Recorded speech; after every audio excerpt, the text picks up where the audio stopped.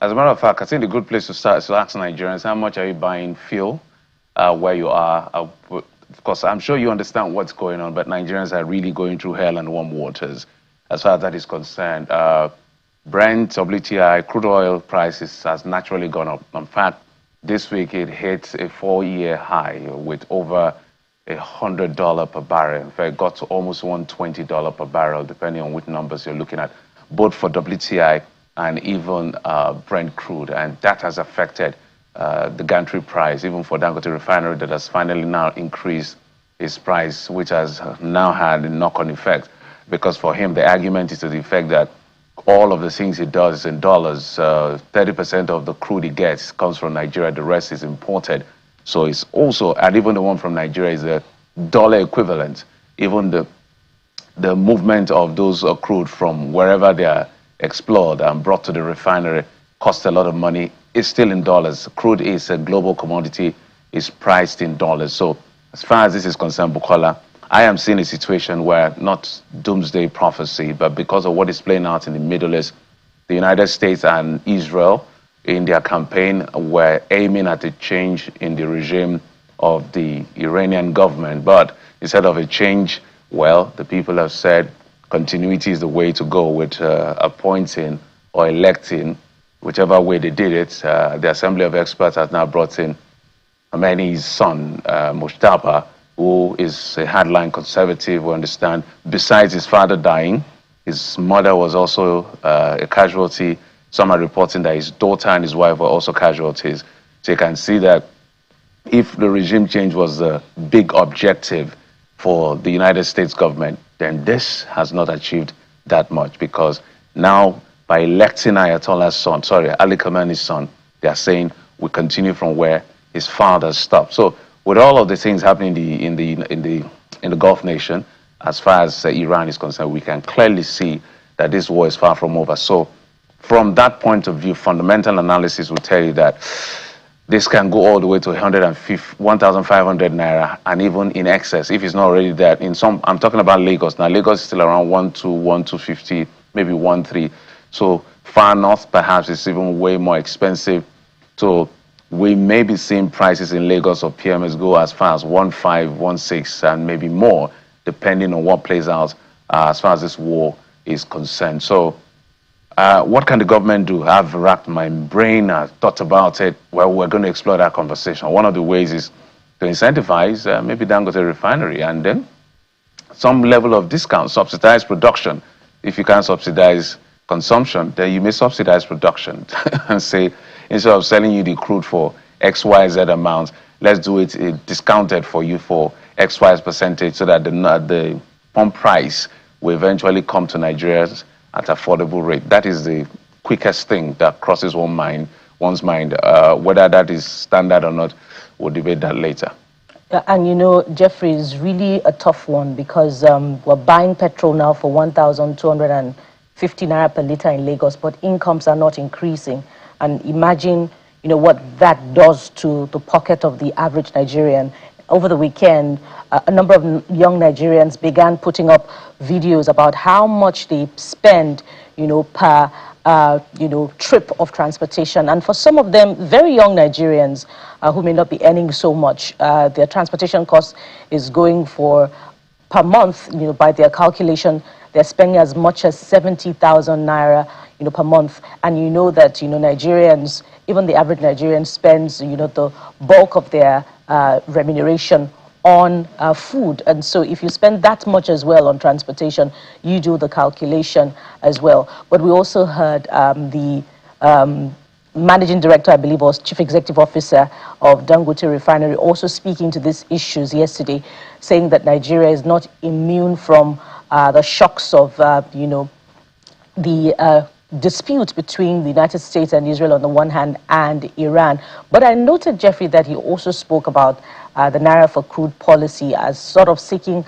a soft landing. And I believe that the Naira for crude policy is still active, but what that may not, you know, be removed from is also the vagaries of international crude policy. It's whatever Nigeria is, whatever is sold, you know, in the international market, that Nigeria may also be selling to Dangote, but this time around in Naira. So the question, the million-dollar question now is, when will this conflict come to an end? Because it appears as if when, there's a conflict in the Middle East, the whole oil-producing nations, or those at the receiving end who may be oil exporters, petroleum importers, and maybe even crude oil, refiners, they catch cold, so to speak. So we may be in for this tough times for a longer time to come than expected, following the resolve, with Iran doubling down on its resolve, to maintain its sovereignty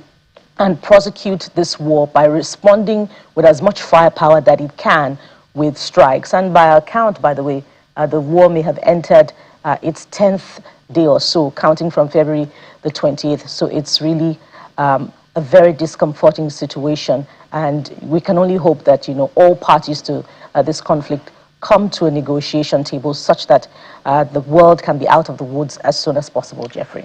We hope the world can be out of the woods. But what may not be comforting from the Nigerian population is the fact that government just sits down, doing nothing, saying, this sector has been deregulated. So we told you that when crude prices go down, like it went all the way down to $65, $60-something or 70, you enjoy the benefit of low prices. Now it has gone up, so you also bear the brunt of a high price. But I think government can do a lot more better. If there's anything a lot of Nigerians are angry about this government, against this government, is subsidy removal.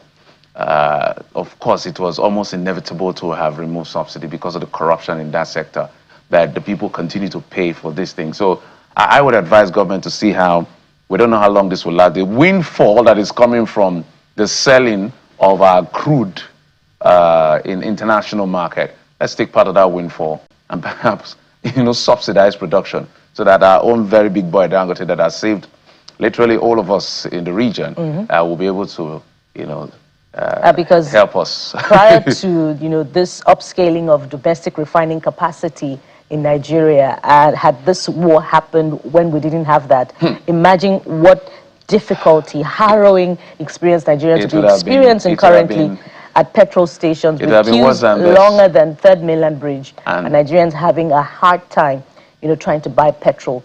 But the question is it still a fair arrangement? And are we even optimistic that following the president's executive order instructing the direct remittance of oil revenues to the Federation account, will Nigerians have a better time seeing that indeed the Commonwealth works for their benefit in infrastructure development? We're still scrutinizing the subnationals for a justification for the increased allocation that they're getting from the federal government. And the answers there are less than satisfactory. So are you optimistic that even with this increase in, revenues from crude oil sale amid this conflict, that indeed Nigerians will have a better time for it?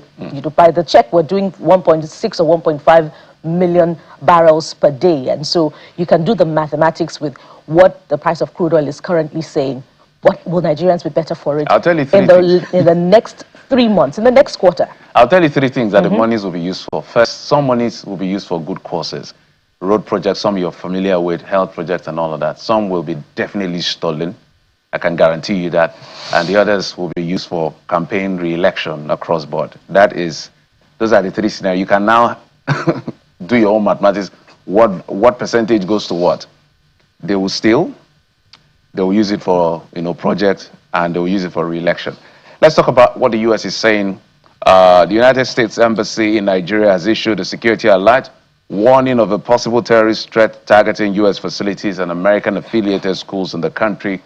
In a notice released by the embassy in Abuja, U.S. citizens were advised to take extra precautions when visiting American diplomatic premises and institutions linked to the United States. The alert specifically mentioned the U.S. Embassy Abuja and the U.S. Consulate General Lagos, urging American nationals to remain vigilant and adopt additional security measures while traveling to these locations. According to the embassy, citizens should vary their travel routes and times, avoid predictable routines, and remain alert to their surroundings to reduce potential risk. And this is expected, of course. Some of the bombings that we've seen the Iranians do in the Gulf is targeted at United States military bases and all of those kinds of places. So is expected. Sympathizers of Iranian government are here. We have Shiite Muslims here, the El Zazaki people who have even, I think, gone to protest. So everybody's trying to be cautious. The Nigerian government is also assuring that they'll do their very best to make sure that nothing escalates down here. I think that's the right and responsible thing to do. And recall, Jeffrey, that this is the second advisory coming from the U.S. Embassy. The first was about a week ago when the conflict first started. And the newly decorated Inspector General of Police at that time had assured, that adequate security would be provided, acknowledging the concerns that comes from, the alternative Muslim groups, the Shiite that you just mentioned, that they have sympathies with Iran and they would want to perhaps protest. And we had in fact seen that protest come up, I think, a day or before that particular advisory. So this advisory coming yet again should be taken seriously. Perhaps, the impending threats that is being warned about is a real one. And we hope that it doesn't happen. And even if there are any efforts to that effect, that the security agents are well able, prepared, and alert to deal decisively with it, such that any unforeseen circumstances do not happen. And so that's a security advisory for everyone, not just U.S. nationals in the country. But there's more coming through from the last 24 hours, Jeffrey. Maybe talk about also the security. Politics. Yeah. Okay. You want to talk about the Kwara one? Yes, indeed. The Inspector General of Police has assured Nigerians that the security agency will reclaim communities currently threatened by terrorists. And the IG gave this assurance during an operational visit to the Kwara State Police Command in Ilorin, where he met stakeholders to review strategies against insecurity. And he further assured the people of Kwara State of improved security with renewed vigor from the officers and men of the police force. And, we could mention those communities, Eruku, we could mention Ifelodun local government area. And let's use this opportunity to remind the Inspector General of Police that these communities, according to reports, even from those who were affected by the track, are vulnerable with no security formation on ground, no army garrison that could deter any form of attack of these communities. And I wonder if all the records of kidnappings have been dealt with decisively, such that all those kidnapped in different communities in Kwara and in neighboring Kogi have been rescued and returned to their loved ones. And so this intervention is coming at a time that, Nigerians from the North Central need it the most. And we hope that the Inspector General of Police backs up words with action, with the provision of adequate security in those communities, and not just, rhetorics and, a visit that shows, that something is being done. Perhaps, and on the contrary, there are no specific actions taken, to back up efforts like this. Jeffrey. Talk is cheap. Get the work done. That's as simple as it gets. Let's move from there to politics. PDP, Bukola, 9 consolidated appeals. The pro-Wike group won yesterday, and the pro-Makinde group heading to court. We're going to explore that conversation. There's a lot, when it comes to these issues as far as the politics of PDP is concerned. And if this is where the pro-Wike group wanted the party to be, I think they've gotten into where it is, where the party will either not have a candidate in the election or will present just a space holder just for the sake of having a candidate, which is why some people are now leaving the party, clearly knowing that Nyesom Wike supports the president wholeheartedly without mincing words. As a matter of fact, there's a time even the judiciary has been touched in all of this. There are judges that are seen as favoring the Wike group because most of the cases go there. In fact, the PDP had written, I think, to the head of the High Court or Federal High Court to say, please stop sending our cases to Justice James Omotosho, because like every case that Wike takes there, he wins, according to them. Peter Lifu, Justice Peter Lifu, and Joyce Abdul Malik. And if you follow through, you see that they have a case in that argument. Whether or not those judges deliver cases based on justice according to law or they were influenced, only them know, and the people around them know. So those are allegations that PDP raised, that how come whenever our cases are brought, when Wike is involved, it's either Motosho, Abdul Malik, or Lifu. and he always gets favor, whether it's coming from Rivers State or it's coming from PDP. So maybe those judges, they need to check them out as well to be sure that, because it's their reputation that is at stake here. It's their reputation, so they need to do something. And I know that this has played out. But what is happening, you know, you asked me the other day whether I'm surprised at things that happen. No, nothing surprises me. I'm expecting the PDP to almost be empty. I'll be surprised if the PDP is not almost empty or literally empty. The reason why it bothers me as a Democrat, as a patriot, is the fact that in every democracy there are so many political parties, but 2 or 3 will stand out, like the Democrats and Republican, Labour and Conservative. We can go on and on. Nigeria, we're hoping that we'll have 2 solid parties, because SDP has been there since the military era. They've been there. But what happened? They've never run a national government. There are only 2 parties that have run a national government, PDP and APC. And in 3 cycles of election, the first party to run a national government in the Fourth Republic is almost gone. That does not all go well. And I can tell you, when the APC loses election, I'm not saying if, when they lose, whenever that is, the same thing. So what are we building? But where I'm going to with all of this, I did have a conversation 9 months ago with Zamfara State Governor, who you were praising, like, you know, he looks like he's a tough guy. He's not going to move. But perhaps with the decision that has now favored the Wiki group, who is going to be supporting the president, what's the point being in the party with him? And he's seeking a second term, by the way. Yeah, he's looking for a second term. So the party doesn't have, it's not stable, it's unpredictable. So anyway, let's take a listen to my conversation with Governor Dauda Lawal a few months ago on his position when the crisis was at a crescendo at some point. Do you think this is resolvable, say, between now and the election?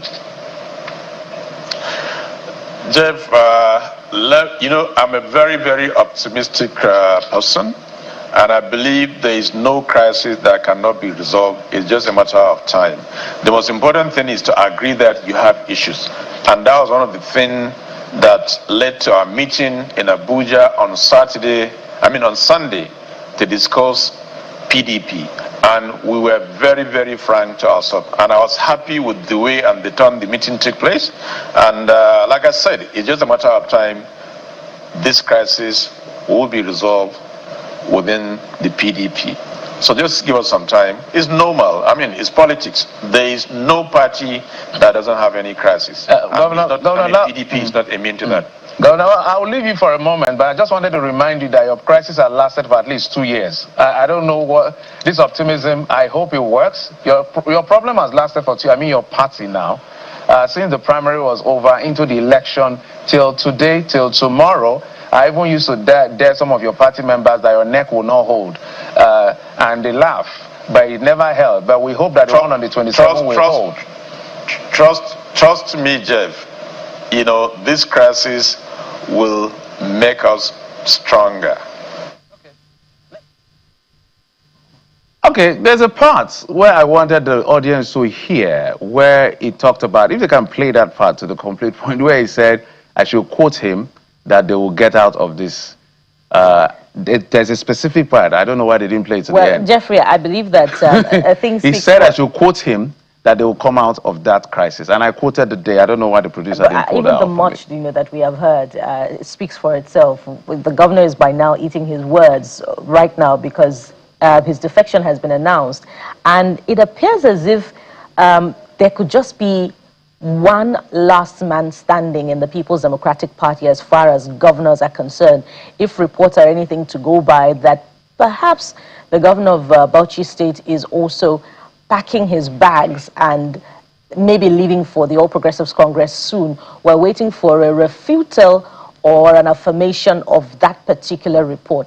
But Jeffrey, with all of those, you know, judges that you cited and the judgments that they have given in favor of the Wike or the other Abdurrahman-led group of the PDP, it appears as if they have the knife and the yam right now. And, you know, surprisingly, the former governor of Rivers State and minister of the FCT yesterday was speaking in some sort of conciliatory tone, unlike, you know, his tone that was usually his character prior to this time amid the conflict in the PDP, sort of calling for negotiation, that they should, you know, set aside their ego and, let's talk. So will the Kabiru Turaki-led group of the PDP, if indeed they lose at the Supreme Court level, go back and try to put the PDP family in order?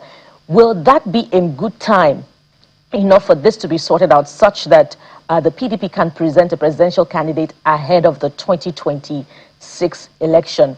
Or those who have been conspiring, according to reports, to hold the PDP for Mr. President have succeeded, and indeed the center at the PDP cannot hold ahead of the 2027 general election?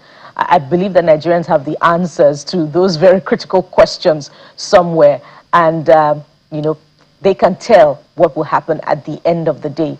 But with those judgments, Jeffrey, in favor of the Wike-led group, I wonder if you're optimistic about what the outcome will be should they go upstairs, as Sheung always says, to the Supreme Court. Well, the PDP will answer for themselves. The answer is somewhere in that pause. Yeah, that brief pause. the truth is that they don't have time. The luxury of time is what they do not have. They just have April 23rd to May the 30th is all they have to be able to have a primary and all of that. So it's a very tough one. If they go to the Supreme Court, it's within their rights to go to the Supreme Court. But the point is that the leader of that group, which is Nyesom Wike, his disposition as to how he wants to prosecute the next election, for me, which is an aberration of democracy. I just believe that if you want to do politics, you stay in the party and do your part. You can do anti-party but smartly. But this new nuance, it's not just Nyesom Wike now. I'm seeing it even amongst governors. Some states where they don't want a PDP, APC situation. They want to merge the two parties. The aberration and obnoxious ludicrosity I see within the political class is just not acceptable. But perhaps it's Nigerian version of democracy. Let's take a break. We'll be back, and our analysts will be joining us to break down what the headlines are leading with. Stay with us.